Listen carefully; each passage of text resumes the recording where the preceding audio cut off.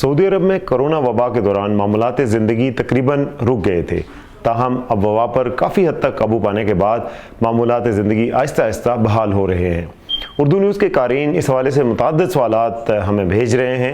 हमारे क़ारी ने यह सवाल किया है कि उनका इकामा 1 साल से एक्सपायर हो गया है, क्या अब वो इकामा तजदीद किए बगैर पाकिस्तान वापस जा सकते हैं? इसका जवाब यह है कि आपका इकामा 1 बरस से ख़त्म है। इकामा एक्सपायर होने पर जुर्माना अदा करना लाजमी होता है। पहली बार इकामा एक्सपायर होने पर 500 रियाल जुर्माना होता है, जिसकी अदायगी के बगैर इकामा तजदीद नहीं किया जा सकता। महकमा पासपोर्ट यानी जवाज़ात के कानून के मुताबिक किसी भी गैर मुल्की कारकुन का इकामा तजदीद कराए बगैर इसका खरूज नहाई नहीं लगाया जा सकता। इसलिए ये लाजिम है कि पहले इकामा तजदीद कराएँ, इसके बाद खरूज नहाई हासिल किया जाएगा। इस हवाले से मज़ीद सवालात और उनके जवाबात के लिए देखते रहिए urdunews.com।